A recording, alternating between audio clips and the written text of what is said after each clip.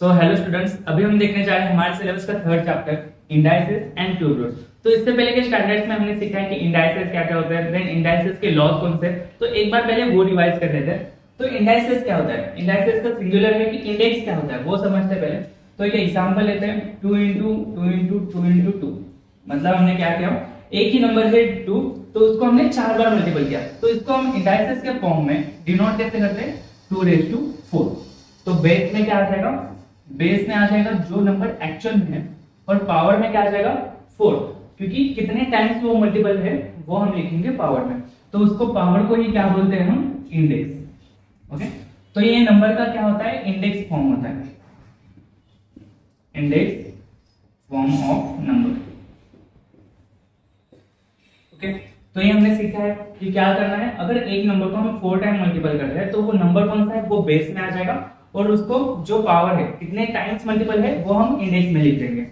और एक एग्जांपल लेते हैं, अगर है 5 into 5 into 5, तो इसको हम इंडेक्स के फॉर्म में कैसे रिप्रेजेंट करेंगे, तो ये आ जाएगा 5⁵। ओके, मतलब बेस में कितना आ जाएगा 5 एंड इंडेक्स में हमारा आ जाएगा 3।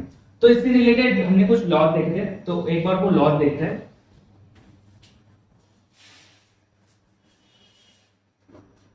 तो हमारे कौन से लॉज थे, तो फर्स्ट लॉ था a⁴m into a⁴n is equal to a⁴m plus n। मतलब क्या करते थे, अगर बेस सेम है एंड उनके पावर्स में अगर पावर्स अलग अलग है और दोनों के बीच में मल्टीप्लिकेशन का साइन है, तो हम क्या कर सकते हैं, एक उनको यूनिट ले सकते हैं a एंड पावर में आ जाएगा m plus n। तो इंडेक्स की है जो वो समेशन हो जाएगी। एक एग्जांपल देखते हैं इसका, अगर हम लेते हैं 2⁴ into 2⁵, तो इसको हम क्या लिख सकते हैं, 2 लॉ क्या बताता है, इंडेक्स की हमें क्या करनी है, समेशन करनी है। तो 4 + 3, तो ये आ जाएगा 2⁵। ओके, तो ये लॉ ऐसे फॉलो होता है। और एक लॉ देखते हैं, a⁴m divided by a⁴n is equal to a⁴m - n। Okay, तो इसमें क्या डिफरेंस है, इधर मल्टीप्लिकेशन था तो इधर एडिशन हो रहा था, इधर डिवीजन है तो इधर सब्सट्रैक्शन होगा। इसका भी एग्जांपल लिखते हैं, 2⁴ डिवाइडेड बाय 2⁵, इसका क्या आ जाएगा 2⁴ - 3 आ जाएगा, तो ये 2⁴ आ जाएगा। इसको हम 2 भी लिख सकते हैं या तो 2⁴ लिखेंगे। तो ये था हमारा सेकंड लॉ, तो ये हुआ हमारा फर्स्ट, ये हुआ सेकंड। तो थर्ड लॉ क्या था, तो थर्ड लॉ था a⁻⁻n। ओके, तो अगर इंडाइसेस में या तो इंडेक्स में नेगेटिव है तो हम उसको पॉजिटिव कैसे बनाते थे, तो a⁴n इसका m। तो हमारा क्या आ जाता था, जो नंबर है उसका हम रिवर्स कर देते थे, a का क्या आ जाएगा 1/a आ जाएगा। लाइक a मतलब एक्चुअल में क्या होता है, a/1, तो उसका हम क्या करेंगे, उसका रिप्रेजेंटेशन हम रिवर्स करेंगे, तो वो बन जाएगा a⁴a, और पावर का जो माइनस साइन था वो निकल जाएगा और वो बच जाएगा m। तो ये लॉ एक एग्जांपल देखते हैं, 8⁻⁻4 है समझो, तो इसको हम कैसे रिप्रेजेंट करेंगे, 1/8⁴। ओके, तो नेक्स्ट लॉ देखते हैं। नेक्स्ट लॉ था a⁻0 is equal to 1। Okay, तो पावर में कभी भी अगर 0 आता है तो उसका आंसर 1 रहेगा। कौन सा भी नंबर हो, कौन सा भी अगर फ्रैक्शन है या तो एक डेसिमल है, कौन सा भी अगर एक नंबर है, तो उसके पावर में अगर 0 है तो वो क्या आ जाएगा, उसका आंसर 1 आ जाएगा। एक एग्जांपल देखते हैं, 9⁻0, तो 9⁻0 का आंसर क्या आ जाएगा 1। ठीक, नेक्स्ट लॉ देखते हैं। नेक्स्ट लॉ हमें क्या बताता है, पहले मल्टीप्लिकेशन का देख लेते हैं, a into b⁻m। अगर दो नंबर्स अलग अलग है और उनके मल्टीप्लिकेशन के स्क्वायर का अगर इंडेक्स है m, तो हम क्या करेंगे, a⁻m into b⁻m। तो ये क्या हो जाएगा, m सेपरेटली दोनों के इंडेक्स में आ जाएगा और उन दोनों का मल्टीप्लिकेशन करेंगे। इस लॉ को हम एक एग्जांपल देखते हैं, 2 into 3 का 3⁴, तो इसको हम कैसे लिख सकते हैं, 2⁴ into 3⁴। ओके, नेक्स्ट लॉ देखते हैं। यही सेम लॉ हमारे डिवीजन के लिए भी फॉलो होता है। तो a/b⁻m, इसको हम क्या लिख सकते हैं, a⁻m divided by b⁻m। Okay, example देखते हैं, 2/3⁴, इसको हम क्या लिख सकते हैं, 2⁴ divided by 3⁴। Okay, next law देखते हैं, 6, और ये रहेगा हमारा 7th लॉ। तो ये रहेगा a⁻b, अगर पावर में अगर माइनस साइन है, लाइक माइनस है, तो इधर क्या करते थे हम, अगर पावर में माइनस साइन है तो हम पलट देते थे, जो रिप्रेजेंटेशन तो उल्टा कर देते थे, नंबर को हम रिवर्स कर देते थे।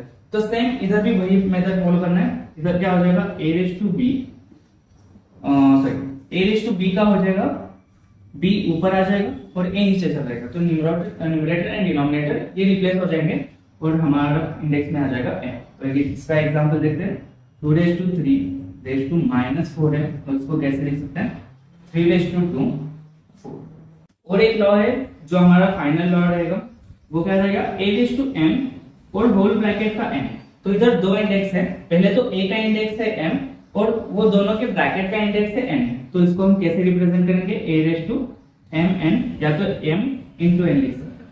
ओके, मतलब क्या होगा, पावर क्या पावर है तो उसका हम मल्टीप्लिकेशन कर देंगे। एक एग्जांपल देखते हैं इसका, 2 रेज टू 3 है और रेज टू 4 है, तो इसको हम कैसे रिप्रेजेंट कर सकते हैं 2 रेज टू 3 इंटू 4, इसका ही मतलब 2 रेज टू 12। ओके, तो ये कुछ इंडाइसेस के फॉर्म में मैंने पिछले स्टैंडर्ड्स में देखे थे, एक बार रिवाइज कर लेना सारे फॉर्मूलेस एंड सारे जो लॉज है। तो अभी हम देखने वाले हैं अगर इंडाइसेस में, लाइक अगर इंडेक्स में हमारे रैशनल नंबर्स हैं, रैशनल नंबर्स मतलब कौन से रहेंगे, लाइक अभी 1/2 1/3, मतलब एक फ्रैक्शन के फॉर्म में रहेंगे। एंड अभी तुम्हारे लिए बस न्यूमरेटर में हमेशा 1 ही रहेगा एंड 1/2 1/3, और बाद में थोड़े से आ जाएंगे जैसे कि 2/3 4/5 या तो 10/12, तो ऐसे नंबर्स आ जाएंगे। अभी के लिए फर्स्ट चैप्टर के लिए, फर्स्ट प्रैक्टिस सेट के लिए हम सीखेंगे कि 1/3 1/4 अप टू 1/n कौन से भी रैशनल नंबर्स हो तो उसको हम कैसे रिप्रेजेंट करते हैं। अभी हम देखने वाले हैं रैशनल इंडाइसेस, मतलब अगर इंडेक्स में एक रैशनल नंबर आ जाता है तो रैशनल नंबर के लिए अभी हम कंसीडर करेंगे बस 1/2 1/3 1/4 1/6 लाइक अप टू 1/n। मतलब डिनोमिनेटर हम कौन सा भी एक नेचुरल नंबर ले लेंगे और अगर हमारे न्यूमरेटर में रहेगा 1, तो ऐसे रैशनल नंबर्स अगर इंडेक्स में आ जाते हैं तो उसको हम कैसे रिप्रेजेंट करेंगे, उसको हम कैसे डिनोट करेंगे, वो भी देखने वाले हैं। तो एक एग्जांपल लेते हैं। तो फर्स्ट तो 1/2 को समझते हैं। तो 1/2 का मतलब क्या है, ये हमारा स्क्वायर रूट। ओके, तो स्क्वायर रूट मतलब क्या है, ये अगर इंडेक्स में हो तो उसको बोलेंगे हम स्क्वायर रूट। अब देखते हैं इसका एग्जांपल। अगर हम एक एग्जांपल लेते हैं 5/2, तो 5/2 को हम कैसे लिखते हैं 5 into 5 that is 25, करेक्ट। अगर हम एक नंबर के पावर की हेल्प से हम उस नंबर तक, उसके आंसर तक पहुंचते हैं, अभी क्या करना है हमें उस आंसर से हमें उस नंबर तक पहुंचना है। तो हम कैसे करेंगे, अगर हमें 25 पता है और 25 का हमें स्क्वायर रूट निकालना है कि मतलब कौन से दो नंबर्स को, लाइक या तो कौन से नंबर को 2 बार मल्टीपल करने के बाद 25 आ रहा है, ये हमें निकालना है या तो ये हमें दिखाना है, रिप्रेजेंट करना है। तो हम कैसे दिखाएंगे, तो हम दिखाएंगे square root of 25 is equals to 5। तो स्क्वायर रूट का साइन क्या है, तो स्क्वायर रूट का साइन कुछ ऐसा है। ओके, तो इसको अगर हम इधर 2 भी लिखते हैं फिर भी ठीक है, अगर नहीं लिखते तो बाय डिफॉल्ट वो उधर 2 ही रहेगा। तो ये क्या है, स्क्वायर रूट का साइन है। मतलब अगर 5 का स्क्वायर 25 होता है तो 25 का स्क्वायर रूट कितना रहेगा, 5 रहेगा। तो इसको हम कैसे बोलेंगे, स्क्वायर ऑफ 5 is 25 एंड इसको बोलेंगे हम square root of 25 is 5। Okay, तो सेम केस में रहेगा। अगर क्यूब निकालते हैं, क्यूब मतलब क्या होता है, स्क्वायर मतलब एक नंबर को हम 2 बार मल्टीपल करते हैं एंड क्यूब का मतलब रहता है एक नंबर को हम 3 बार मल्टीपल करते हैं। अगर हम इधर 3 बार मल्टीपल करके देखते हैं, अगर हमारा नंबर है समझो 6, तो 6 into 6 into 6, या तो हम 6 के पावर में 3 लिख देंगे। तो 6 के पावर में 3 मतलब 6 का क्यूब का हम कैसे रिप्रेजेंट करेंगे, 6 into 6 into 6, मतलब ये इसका आंसर कितना आ जाएगा 216 समथिंग। ओके, तो हम इसका ही स्क्वायर रूट, सॉरी अभी क्यूब रूट निकालना है हमें। 216 से हमें 6 तक पहुंचना है। मतलब क्या करना है, हमें पता करना है कि 216 या तो 216 हमें कैसे मिलता है। अगर कौन से नंबर को हम 3 टाइम्स मल्टीपल करते हैं तो हमें 216 मिलेगा। तो उसके लिए क्या करेंगे हम, square root, sorry cube root of 216। Okay, अब ये हो गया स्क्वायर रूट। तो अभी हमें इसको क्यूब रूट कैसे बनाना है, तो इसकी जगह पे हम इधर लिख देंगे 3। ओके, तो ये इधर अगर हम 3 लिखते हैं तो इसका मतलब क्या हुआ, ये हुआ क्यूब रूट। तो क्यूब रूट ऑफ 216 कैसे आएगा 6। अभी हमें कैलकुलेट नहीं करना कि हमें ये कैसे निकालना है 216, बाद में कुछ मेथड्स देखेंगे कि किसके हेल्प से, लाइक फैक्टराइजेशन मेथड से, कुछ अलग मेथड से। तो इसके हेल्प से हम 216 को हम 6 बना सकते हैं, मतलब हम उसका क्यूब रूट निकाल लेंगे। अभी के लिए हमें बस इसका रिप्रेजेंटेशन करना है, तो हम क्या लिखेंगे इधर 6 का क्यूब, मतलब क्यूब ऑफ 6 इज 216 एंड इधर क्या लिखेंगे cube root of 216 is 6। Okay, तो क्या लिखेंगे 6 का क्यूब क्या है 216 एंड 216 का क्यूब रूट क्या है 6। ओके, तो आगे कुछ और एग्जांपल्स के लिए देखते हैं।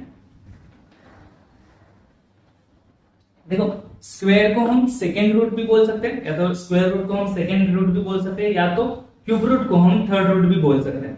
वैसे ही अभी 1/4 को देखते हैं। 1/4 का कैसे लिखेंगे, अगर एक नंबर है समझो 2 into 2 into 2 into 2 कर रहे हैं, मतलब 2 को अगर हम 4 टाइम मल्टीपल कर रहे हैं तो वो कैसे लिखेंगे, 2 को अगर हम 4 टाइम मल्टीपल कर रहे हैं तो इसका आंसर क्या आ जाएगा 4 and 4 16, तो ये आंसर आ जाएगा 16। ओके, तो अभी 16 को आगे कैसे करेंगे, अगर 16 का हमें निकालना है फोर्थ रूट। ओके, तो फोर्थ रूट के लिए इधर हम लिख देंगे 4 और इसका आंसर कितना आ जाएगा 2।